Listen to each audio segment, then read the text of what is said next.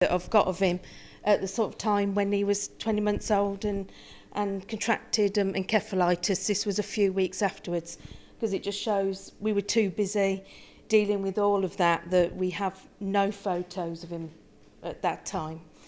But I hadn't heard of encephalitis at all until I had a conversation with my father, who's a GP, about some headlines that are in the news that were linking immunisations to autism, years ago. And me having a conversation with my dad about it, and he said to me, whatever you do, just get the kids immunised, because I'm of the generation of GPs who can remember measles and what it was like, and it wasn't the measles, it was the side effects. And one of the things that children could get is encephalitis. And if there's one thing you don't want your child to get, it's encephalitis, because it just doesn't have a happy outcome.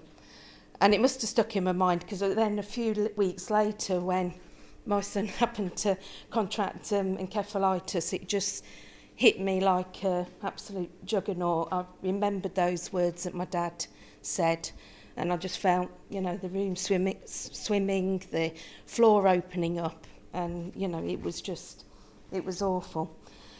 So this was 16 years ago, in 2002, when Jake was 20 months old, and his older brother came home from school. He was 6 at the time, and he had a stomach bug, which then Jake got, and it just seemed like a normal childhood illness. He even seemed to, for a few hours, get a bit better, and then suddenly he was sick again and just seemed to really nosedive. And I slept on the floor next to his cot, and he was behaving really strangely. He was kind of hallucinating. And at the time, I just thought that he must have a really high temperature, was just dealing with it like that. And, being a good doctor's daughter, I didn't want to disturb anyone, so decided, I'd be leaving it till the morning. But fortunately, I had a friend staying that weekend who happened to be a nurse, and she walked into the room and took one look at him and knew that there was something really seriously wrong. In fact, she has said to me since that she thought he had sort of a death pallor and already thought it was probably too late. But she made me, in my pyjamas, get in the car and raced us up to a hospital, which is luckily only a few minutes up the road. And as I walked through the door, he started to have seizures, and the staff grabbed him off me, and there were alarms going off and people running around, and I didn't see him for what felt like an eternity after that. But obviously what I hadn't realised is that, as I was handing him over, he'd actually sort of died in my arms really, and needed resuscitating on more than one occasion. So the next thing, it was a bit like a TV programme really, in that a doctor and a nurse came into the room and sat me down, a bit like they do on TV, and took my hands and said, your son's seriously ill. We think he's got encephalitis, and he's going to be in hospital for months. He's going to probably lose vital organs, limbs, but we're not even really sure he's going to make it through the night.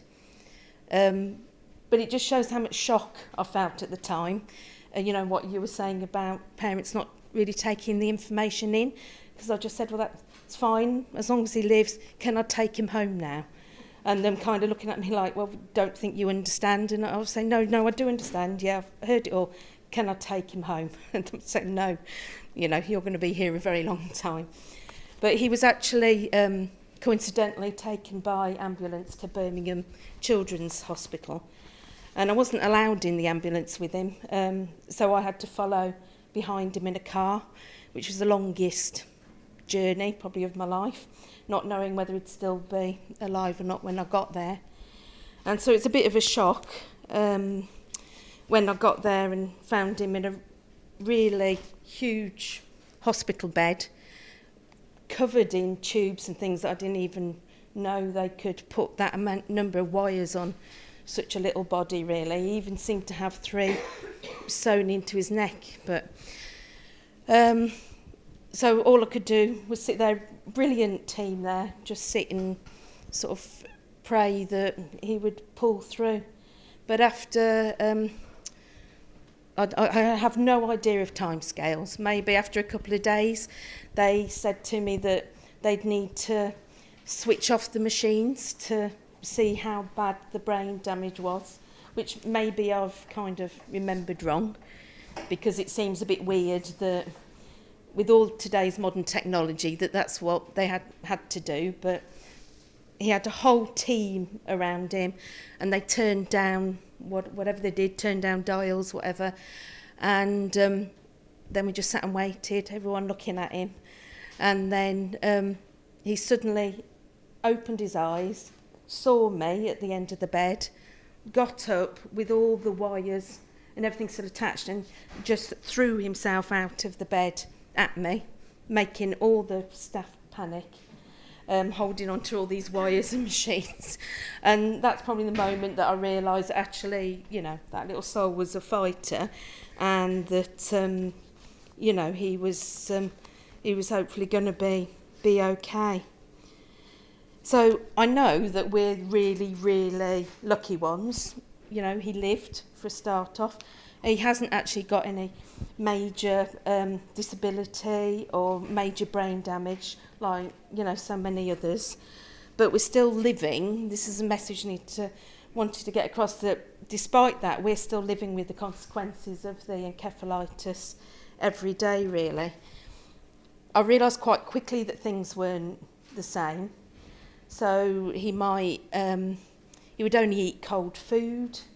He might scream when I put him in the bath, saying it was too hot, when actually when I touched it, the water felt cold to me. He would cry that his hands and feet were fizzing. And if I tried to take him out anywhere, I mean, he just couldn't cope. So we had to stop doing everything that we were doing before. And I had one paediatrician appointment afterwards, and I tried to say to the paediatrician some of the things that had been going on. And he literally turned around and just said, "You're really lucky that he's alive. There's other people who aren't so lucky. So just go away and make the most of him." And so that just one comment made me feel like, you know, really guilty for not appreciating what I'd got, or maybe complaining about things that other people wouldn't complain about. And it made me not say anything then for about 4 years, because I felt like, you know, I had nothing to complain about. When, you know, he kind of looked perfectly normal. People, thought that he'd made 100% recovery, but in actual fact, he was really struggling. So it took really, when I was really desperate, a phone call to the Encephalitis Society. I talked to this great man at the back of the room. It made a world of, that is you, made a world of difference to us, because we got the full assessment, the neurological assessment that he needed, which actually showed that he had acquired brain injury, and a number of things that came with that. I mean, it's too much to go over, but, you know, things like he's got a sensory processing difficulty. So that showed he was doing really weird things, like when people sang happy birthday at birthday parties, he ruined every single birthday party by screaming when that happened, and I just couldn't understand why, but it obviously turned out that he was really sensitive to the noise that suddenly happened. So he's got, you know, sensory processing difficulties. He's got, you know, dyspraxia, which means, you know, can't ride a bike, he can't get jars off lids. I mean, there's so many things which I haven't got time, have I, to go over now, so I'll have to go. But the thing is, it's a hidden disability that people don't understand. So that's why it's really important that we're doing here is actually passing the message on, getting the message out there so that people have more understanding. And I must say, he's now sort of 18, about to go off to university, and you know, he wanted me to come and tell his story, really, to pass that message on.